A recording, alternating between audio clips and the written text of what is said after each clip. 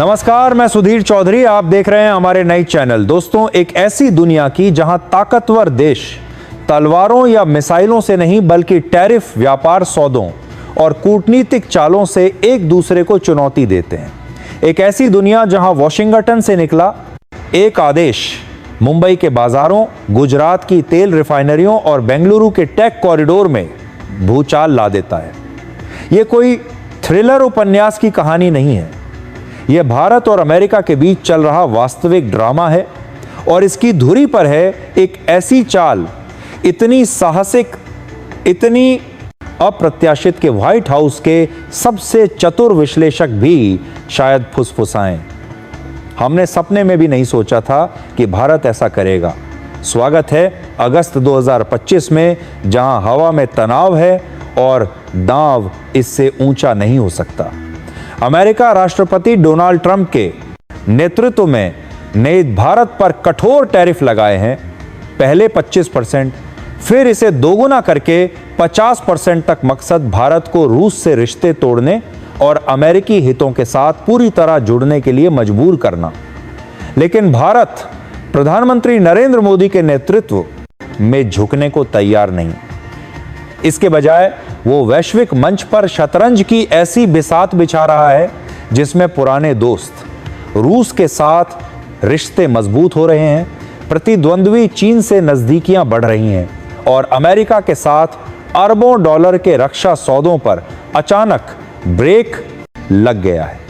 ये सिर्फ व्यापारिक झगड़ा नहीं है, ये एक भू राजनीतिक भूकंप है जो गठबंधनों, अर्थव्यवस्थाओं और एशिया में शक्ति संतुलन को बदल सकता है। तो आइए शुरू से शुरुआत करें। हम यहां तक कैसे पहुंचे? भारत की इस अप्रत्याशित चाल को समझने के लिए हमें अमेरिका भारत संबंधों का इतिहास देखना होगा।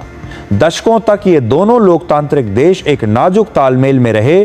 शीत युद्ध के दौर में भारत सोवियत संघ के करीब था, जबकि अमेरिका ने पाकिस्तान का साथ चुना। लेकिन 1990 के दशक में बर्लिन दीवार के गिरने और भारत के आर्थिक उदारीकरण के बाद चीजें बदलीं।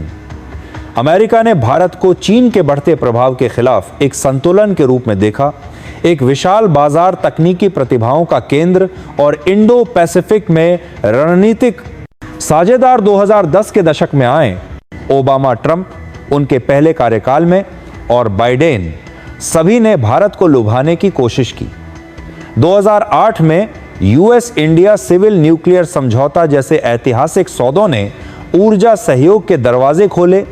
क्वाड गठबंधन अमेरिका, भारत, जापान और ऑस्ट्रेलिया दक्षिण चीन सागर में चीनी आक्रामकता के खिलाफ एक दीवार बन गया।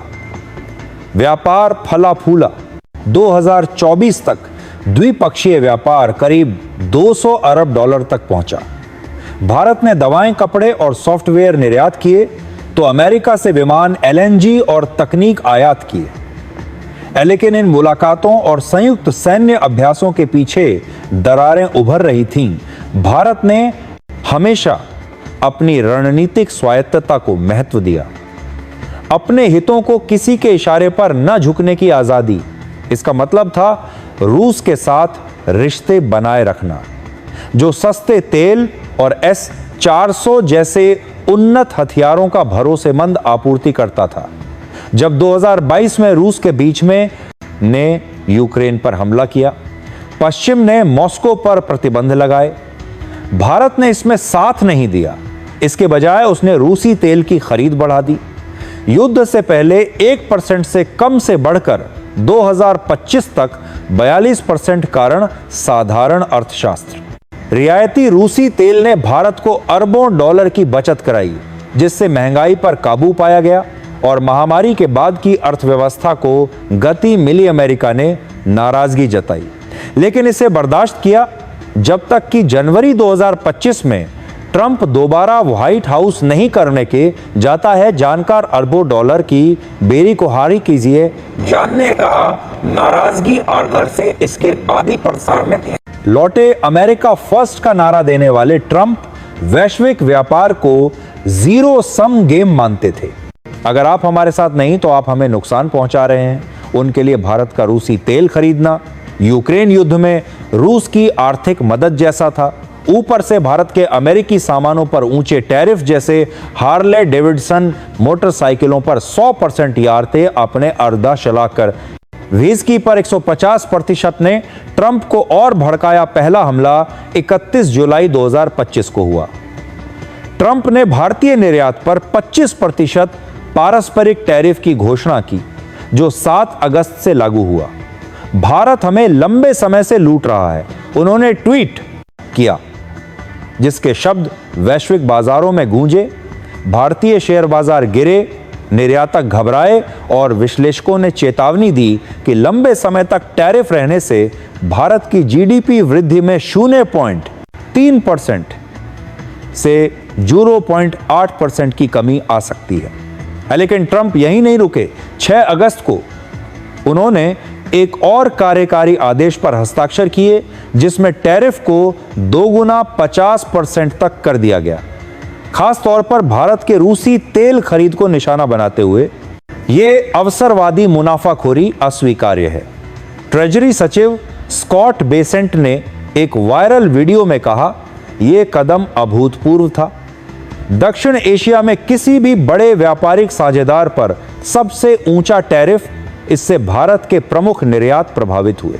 स्टील, एल्यूमिनियम, कपड़ा, दवाएं और बहुत कुछ रातों रात भारतीय व्यवसायों के सामने संकट खड़ा हो गया। लागत बढ़ी, प्रतिस्पर्धा कम हुई और लाखों नौकरियों पर खतरा मंडराने लगा। दुनिया सांस थामकर देख रही थी। क्या भारत झुकेगा, जवाबी हमला करेगा या कुछ और साहसिक करेगा? नई दिल्ली में जवाब तुरंत और कड़ा था। विदेश मंत्रालय ने टैरिफ को अनुचित, अन्यायपूर्ण और अविवेकपूर्ण बताया और अमेरिका पर दोहरे मापदंड का आरोप लगाया। आखिर तुर्की और कुछ यूरोपीय देश भी रूसी ऊर्जा खरीद रहे थे, फिर उन पर ऐसी सजा क्यों नहीं? प्रधानमंत्री मोदी ने राष्ट्र के नाम संबोधन में ट्रंप का नाम तो नहीं लिया, लेकिन उनका संदेश साफ था। भारत का राष्ट्रीय हित सर्वोपरि है। हम अपनी संप्रभुता से कोई समझौता नहीं करेंगे। पर्दे के पीछे असली ड्रामा शुरू हो रहा था। रॉयटर्स और अन्य स्रोतों ने पुष्टि की कि भारत ने $3.6 अरब के अमेरिकी रक्षा सौदों को अस्थायी रूप से रोक रहे दिया। इसमें स्ट्राइकर युद्धक वाहन, जेवलिन मिसाइलें और बोइंग विमान शामिल थे। रक्षा मंत्रालय ने इसे झूठा और मनगढ़ंत कहकर खारिज किया, लेकिन अंदरूनी सूत्रों ने कुछ और ही कहा। यह भारत का जवाबी दबाव था, एक संदेश कि अगर अमेरिका आर्थिक चोट करता है तो भारत रणनीतिक जवाब दे सकता है जरा सोचिए, सालों तक अमेरिका भारत का सबसे बड़ा हथियार आपूर्ति करता रहा। रूस को पीछे छोड़ते हुए 2023 में $3 अरब के प्रीडेटर ड्रोन सौदे जैसे समझौते गहरे भरोसे का प्रतीक थे। इन्हें रोकना सिर्फ पैसे का सवाल नहीं था, यह एक संदेश था। अगर आप हमें व्यापारिक दुश्मन की तरह देखते हैं तो रक्षा साझेदार की उम्मीद न करें। काउंसिल ऑन फॉरेन रिलेशंस के विश्लेषकों ने इसे महत्वपूर्ण मोड़ बताया, चेतावनी दी कि ट्रंप के टैरिफ 25 साल के यूएस इंडिया प्रगति को डुबो सकते हैं। जैसे जैसे बाजार डगमगाए, मानवीय कहानियां सामने आईं। तमिलनाडु के कपड़ा केंद्रों में कारखाना मालिक जैसे राजेश कुमार तबाही के कगार पर थे। हमारे अमेरिकी ऑर्डर पहले ही 30% कम हो चुके हैं, उन्होंने पत्रकारों से कहा। उनकी आवाज टूटी रही थी। परिवार इन पर निर्भर हैं। 50% टैरिफ में हम कैसे बचेंगे? गुजरात की दवा फैक्ट्रियों में अधिकारी आपूर्ति को दूसरी दिशा में मोड़ने की जद्दोजहद में थे, क्योंकि अमेरिकी अस्पताल भारतीय जेनेरिक दवाओं पर निर्भर को कमी का डर सताने लगा। लेकिन इस अराजकता के बीच भारत की अप्रत्याशित चाल उभरने लगी। अलग थलग पड़ने के बजाय नई दिल्ली ने विविधीकरण पर दांव लगाया। रूस और चीन, वही देश जिनसे अमेरिका भारत को दूर करना चाहता था, खेल में शामिल हो गए। पहले रूस। अमेरिकी धमकियों के बावजूद भारत ने रियायती तेल खरीदना जारी रखा, जिससे यूक्रेन युद्ध शुरू होने के बाद से $16 अरब की बचत हुई। जुलाई 2025 में मोदी ने मॉस्को का दौरा किया और ऊर्जा संबंधों को गहरा करने के लिए सौदे किए। पुतिन ने भारत के उद्योगों के लिए और नेफ्था एक महत्वपूर्ण पेट्रोकेमिकल देने का वादा किया। यह सिर्फ व्यापार नहीं था, यह विद्रोह था।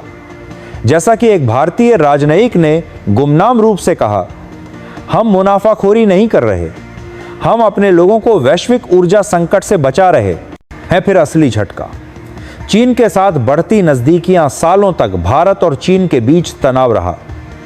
2020 में सीमा पर झड़पों में दोनों पक्षों के सैनिक मरे, जिसके बाद चीनी ऐप्स पर प्रतिबंध और निवेश की छानबीन शुरू हुई।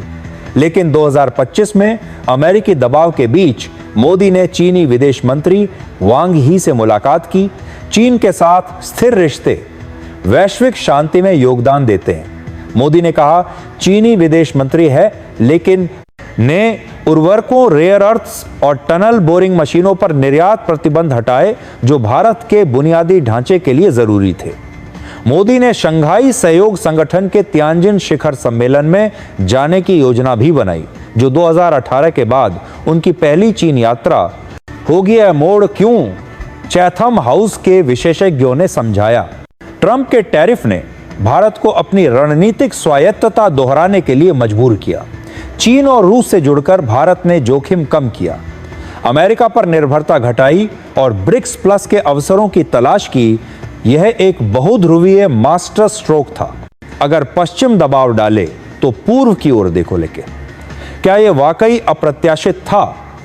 ट्रंप की टीम को लगा था कि भारत अमेरिकी तकनीक और बाजारों के लालच में झुक जाएगा। इसके बजाय नई दिल्ली ने 25,029 अगस्त की व्यापार वार्ता को ठंडे बस्ते में डाल दिया। रॉयटर्स के मुताबिक एक अमेरिकी प्रतिनिधिमंडल का दौरा रद्द हो गया, जिससे मिनी ट्रेड डील की बातचीत टल गई। मॉर्गन स्टैनली ने चेतावनी दी, लंबे समय तक टैरिफ रहने से भारत की वृद्धि 0.8% तक कम हो सकती है। फिर भी भारत की अर्थव्यवस्था 7% वृद्धि के अनुमान के साथ मजबूत रही, क्योंकि घरेलू मांग और सेवा निर्यात टैरिफ से अछूते रहे। अमेरिकी टैरिफ का असर भारत के हेतु हमेशा बेस का रही जानकारी इसका जारकर के बाद लोगों को भी कर सोने का। निर्यात क्षेत्रों, विशेष रूप से स्टील, एल्यूमिनियम, कपड़ा और दवाओं पर तत्काल दिखा। लेकिन भारत ने इस संकट को अवसर में बदलने की रणनीति अपनाई। अगस्त 2025 तक भारतीय निर्यातकों ने यूरोप, मध्य पूर्व और दक्षिण पूर्व एशिया जैसे वैकल्पिक की जाएगी बाजारों की तलाश शुरू कर दी। उदाहरण के लिए यूरोपीय संघ के साथ भारत का व्यापार जो रही वो पहले से ही 120 अरब डॉलर से अधिक का था और तेजी से बढ़ा। जर्मनी और फ्रांस ने भारतीय दवाओं और ऑटोमोटिव पार्ट्स के लिए अपने दरवाजे और खोल दिए। लेकिन यहां असली ट्विस्ट आता है। भारत ने अपनी आपूर्ति श्रृंखलाओं को मजबूत करने के लिए घरेलू उत्पादन पर जोर दिया। मेक इन इंडिया पहल जो 2014 में शुरू हुई थी, अब नई ऊर्जा के साथ सामने आई। तमिलनाडु और गुजरात में नए विनिर्माण संयंत्र स्थापित किए गए, जो न केवल स्थानीय मांग को पूरा कर रहे थे, बल्कि वैश्विक बाजारों के लिए भी उत्पादन बढ़ा रहे थे। ब्लूमबर्ग की एक रिपोर्ट के अनुसार भारत ने 2025 में इलेक्ट्रॉनिक्स और नवीकरणीय ऊर्जा उपकरणों के निर्यात में 15% की वृद्धि दर्ज की, जो अमेरिकी टैरिफ के असर को कम करने में मददगार साबित हुआ। यह कहानी खत्म नहीं हुई है, यह तो बस शुरुआत है। भारत की अगली चाल क्या होगी? क्या अमेरिका पीछे हटेगा या तनाव और बढ़ेगा? दुनिया की नजरें इस पर टिकी हैं।